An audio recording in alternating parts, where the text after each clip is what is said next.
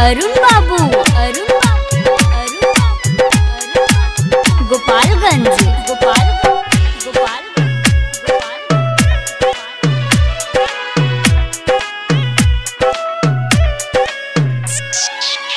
टूटे दिल को याद करके आज भी दिल रोता है। टूटे दिल को याद करके आज भी दिल रोता है। इसका मतलब है पता क्या, इसका मतलब है पता क्या, दर्द दिल क्या होता है। टूटे दिल को याद करके आज भी दिल रोता है। टूटे दिल को याद करके आज भी दिल रोता है। क्या नाम है आपका?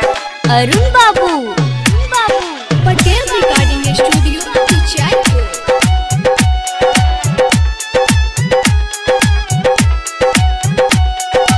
डीजे अरुण बाबू, गोपालगंज। तेरे हंसी के पीछे हजारों गम छुपाए बैठे हैं। याद जो आते हैं तेरी वो बातें, आंखों से आंसू बहते हैं।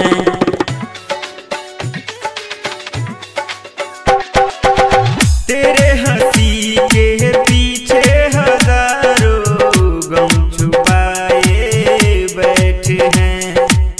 याद जो आते हैं तेरी वो बातें, आंखों से आंसू बहते हैं। ना समझ दिल था ना समझा, ना समझ दिल था ना समझा, दिल को फिर क्या होता है। टूटे दिल को याद करके आज भी दिल रोता है, आज भी दिल रोता है।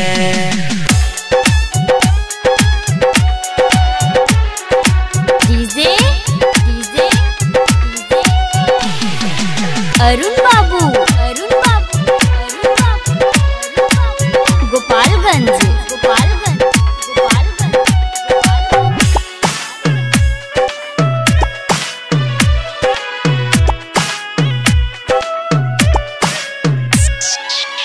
दिल लगा कर कहते महेंद्र मैं बहुत मगरूर था। क्या है हकीकत ये भी न समझा, दिल से खुद मजबूर था।